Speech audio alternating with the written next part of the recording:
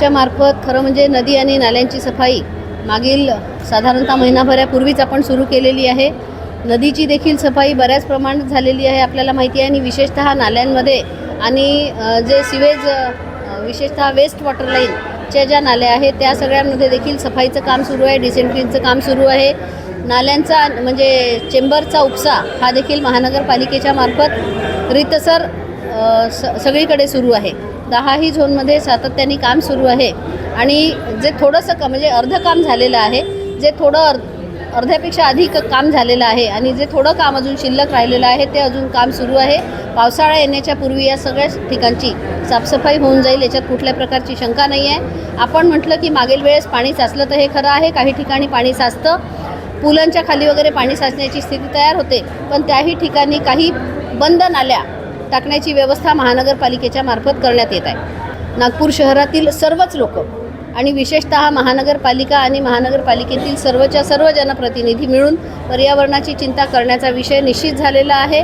पर्यावरणासाठी आज जागतिक पर्यावरण दिवस आहे, त्यानिमित्ताने एक उपक्रम देखील महानगरपालिकेच्या मार्फत सर्व लोकांना सोबत घेऊन करण्यात येत आहे।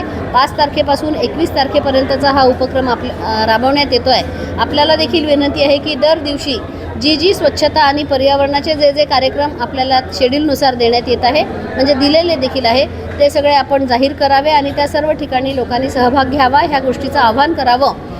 आज पर्यावरण दिवस आहे।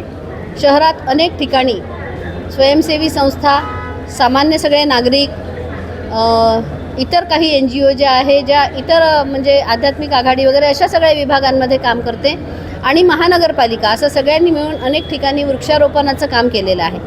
वृक्षारोपणाचं हे थोडंसं सिम्बॉलिक आजच्या दिवशी आपण घेतो आहे, कारण अजून चांगली स्थिती म्हणजे झाड जगण्यासाठीची तशी मॉइश्चर धरून राहील अशा प्रकारची स्थिती अजून झालेली नाही।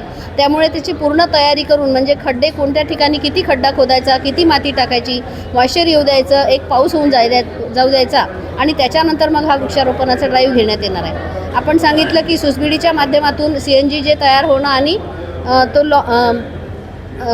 तो तिथला जो प्लांट आहे तो आता आज खऱ्या अर्थाने सुरू होतो आहे। त्याची रिहर्सल घेतल्या गेलेली आहे आणि 28 टन CNG आपला त्या ठिकाणाहून दर दिवशी निघेल असा आहे। एक मोठा प्लांट जो देशात सगळ्यात मोठा असेल तो नागपूर शहरात होतो आहे। आपल्याला सर्वांना माहिती आहे की भांडेवाडीमध्ये आपला जो काही कचरा डंप होतो त्याच्यामुळे आजूबाजूच्या परिसरातही निश्चितपणे दुर्गंधीचा वगैरे जो त्रास होतो, हा सगळा त्रास आता नागपूरकरांचा पुढील थोड्या काळामध्ये संपणार आहे। आणि एवढंच नव्हे तर तिथे जे डेड आपलं कचरा जो संकलन झालेला आहे तो देखील पूर्णच्या पूर्ण काढून ती सर्व जागा त्या अर्थाने आता मोकळी होईल, या प्रकारची तयारी निश्चित सुरू झाली आहे। पुढील 2-3 महिन्यामध्ये 4 महिन्यामध्ये तिथली ती जागासुद्धा मोकळी होईल अशी स्थिती आहे।